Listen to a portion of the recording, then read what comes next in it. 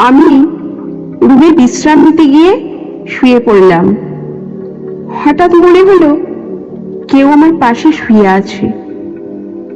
চোখ খুলতেই দেখি শ্বশুর আমার পাশে শুয়ে আছেন। তাকে দেখে আমি হতবাক হয়ে গেলাম। শ্বশুর আবার ভুলে গেলেন যে আমি তার বউ নই, আমি তার ছেলের বউ। আমি তাড়াতাড়ি নিজেকে মুক্ত করে বললাম, বাবা, আমি আম্মু নই। কিন্তু তিনি নিজের আবেগে মগ্ন ছিলেন। এত বয়সে এসে তারই উত্তেজনা দেখে আমি হতবাক হয়ে গেলাম। তারপর তিনি আমার হাত ধরে টেনে নিলেন।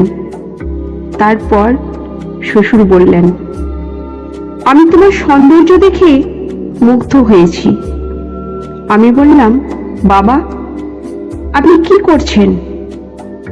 আপনি ভুলে গেছেন আপনি কার সাথে আছেন? এরপর যা ঘটনা ঘটেছে তা আমার কাছে খুবই ভয়ানক ছিল। আমার নাম রূপা। আমি অনেক সুন্দর দেখতে। শরীরের গঠন আর নাইবা বললাম। একটু স্বাস্থ্যবতী হওয়ায় আমাকে নাকি আরো বেশি সুন্দর লাগে, এটা সবাই বলতো। আমার স্বামী কামাল বাইরে কাজ করতেন এবং বাড়ি ফিরে বিশ্রাম নিতেন। গত কয়েকদিন ধরে গৃহস্থলীর কাজের চাপে আমি খুব ক্লান্ত ছিলাম। আমরা নববিবাহিত, আর কামাল সদ্য চাকরি পেয়েছেন। তিনি আমাকে তার সাথে বাইরে থাকার জন্য নিয়ে যেতে চেয়েছিলেন, কিন্তু বিয়ের খরচের কারণে আমি তাকে বললাম স্থায়ীভাবে নিয়ে যাই। আমার স্বামী কাজে চলে যাওয়ায় আমাদের পরিবারকে ছেড়ে যেতে হয়েছিল। শ্বশুরবাড়ির সবাই অন্য শহরে থাকতেন। এই বাড়িটি কামালের নামে ছিল এবং আমাদের বিয়ের পর আমরা এটি কিনেছিলাম। বিয়ের এক সপ্তাহ পরে শ্বশুর শাশুড়ি আমাদের বাড়ি ছেড়ে চলে যান। আজ কামাল বাইরে আর আমি একা। কামাল তার বাবা মাকে আমাদের বাড়িতে রেখেছিলেন যাতে তারা আমার সাথে থাকতে পারেন। ক্লান্ত হয়ে রেল স্টেশন থেকে ফিরে আমি রুমে বিশ্রাম নিতে গিয়ে শুয়ে পড়লাম। হঠাৎ মনে হলো কেউ আমার পাশে শুয়ে আছে। আমার আতঙ্কে চোখ খুলতেই দেখি শ্বশুর আমার পাশে শুয়ে আছেন। তাকে দেখে আমি হতবাক হয়ে গেলাম। তার উপস্থিতি আমার কাছে অদ্ভুত মনে হলো, কিন্তু তিনি যাভাবে বললেন, মা, তুমি খুব আরামে ঘুমাও। আমি তাড়াতাড়ি বললাম, বাবা, আমি আম্মু নই, আমি রূপা, আপনার ছেলে কামালের বউ। তারপর দরজার কাছে গিয়ে আওয়াজ করতে লাগলাম। শ্বশুরের এইভাবে আচরণ আমার কাছে খুব অদ্ভুত লাগছিল। হঠাৎ আমার শাশুড়ি ঘরে ঢুকে জানতে চাইলেন, তোমার শ্বশুর এখানে কি করছেন? এরপর বিব্রত হয়ে বললেন, তোমার শ্বশুর স্মৃতিভ্রষ্টতায় ভুগছেন, তাই হয়তো ভুল করে এখানে এসেছে।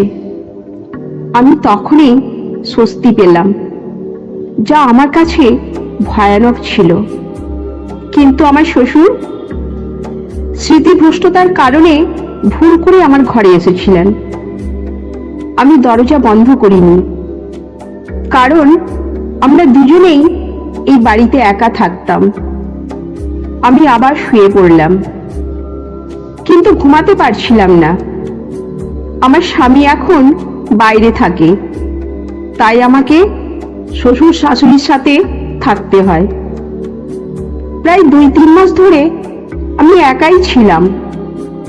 সদ্য বিবাহিত হওয়ায় স্বামীর ইচ্ছা মেনে নেওয়া ছাড়া আর কোনো উপায় ছিল না। আমার স্বামীর পরিবার আমাদের বাড়িতে এলো। আমার শ্বশুর স্মৃতিভ্রষ্ট ছিলেন, যা আমাকে চিন্তিত করেছিল। এতদিন আমি জানতাম না, কিন্তু এখন বুঝতে পারলাম তার সাথে থাকা কঠিন হবে। বিয়ের পর পুরো 1 সপ্তাহ শ্বশুর শাশুড়ি আমাদের বাড়িতে ছিলেন। সেই সময় শ্বশুরের অসুস্থতার কোনো লক্ষণ দেখিনি, কিন্তু কামাল চলে যাওয়ার পর তার স্মৃতিভ্রষ্টতা প্রকাশ পেল। এই অবস্থায় তার যত্ন নেওয়া কঠিন হবে। সারা রাত এভাবে ভাবতে ভাবতে সকালে রান্নাঘরে গেলাম নাস্তা করতে। তখনই শ্বশুর এসে জিজ্ঞাসা করলেন, কি ব্যাপার, কোনো সমস্যা আছে? আমি চিন্তিত হয়ে বললাম, কি ব্যাপার বাবা, এভাবে হাঁটছেন কেন? তিনি বললেন, তোমাকে খুব সুন্দর লাগছে। আমি বললাম, বাবা আপনি কি করছেন? তিনি বললেন, রূপা, আমি তোমাকে নিয়ে রোমান্স করব না? তোমার সৌন্দর্য দেখে মুগ্ধ হয়েছি। আমি বললাম, বাবা আপনি ভুলে গেছেন আপনি কার সাথে আছেন। তিনি নিজের আবেগে মগ্ন ছিলেন। এত বয়সে এসে তার এই উত্তেজনা দেখে আমি হতবাক হয়ে গেলাম। এই সময় মা ঠান্ডা হাওয়া খেতে খেতে বারান্দায় এসে জিজ্ঞাসা করলেন, কি ব্যাপার, কোনো সমস্যা আছে? আমি উত্তর দেওয়ার আগেই মা শ্বশুরের হাত ধরে তাকে ছাদ থেকে নামিয়ে নিলেন। তিনি বললেন, শ্বশুরের স্মৃতিভ্রষ্টতার কারণেই ভুল করে এখানে এসেছে। পরদিন কামাল ফোন করল। আমি তাকে বিষয়টি বলতে চাইলাম, কিন্তু মা এসে বললেন, তুমি তোমার বাবার কাজের মাসের মধ্যে কিচ্ছু বলো না, নইলে সে টেনশনে পড়ে যাবে। এরপর বললেন, কামালের একটি গুরুত্বপূর্ণ মিটিং আছে, রাতে ফোন করবে, তখন কথা বলো। সারা রাত অপেক্ষা করেও কামালের কল পেলাম না। আমার শাশুড়ি পাশে বসে টিভি দেখছিলেন। তিনি বললেন, বৌমা তোমার শ্বশুরের কাজের মাসের মধ্যে কিছু বলো না, নইলে সে টেনশনে পড়ে যাবে। আমি বললাম, শাশুড়ি মা, বাবা কি ওষুধ খাবেন? শ্বশুরের স্মৃতিভ্রষ্টতা বেড়েই চলেছে। সবচেয়ে কষ্টের বিষয় ছিল শ্বশুরমশাই শুধু তার স্ত্রীর ব্যাপারে ভুলে যেতেন, বাকি সবকিছু মনে রাখতেন। আমি অনেক সময় ইচ্ছাকৃতভাবে তার ব্যক্তিগত জিনিস লুকিয়ে রাখতাম, কিন্তু তাও তিনি সব মনে রাখতেন। শ্বশুর শুধু আম্মুকে ভুলে যেতেন, আমাকে মা ভাবতে না। মনে হতো তিনি স্মৃতিভ্রষ্টতায় ভুগছেন না। যদি ইচ্ছাকৃতভাবে করতেন তবে তাকে সহ্য করতাম না।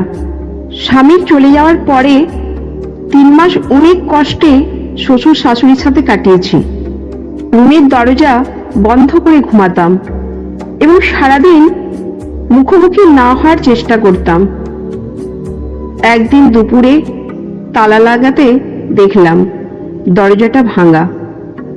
চিন্তিত হলাম, কারণ সকাল পর্যন্ত দরজার তালা ঠিক ছিল। বিকালে ঘুমানোর সময় দরজা বন্ধ করে রাখতাম, যাতে কেউ ঢুকতে না পারে। প্রিয় দর্শক, এই গল্প থেকে আমরা একটি গুরুত্বপূর্ণ শিক্ষা নিতে পারি।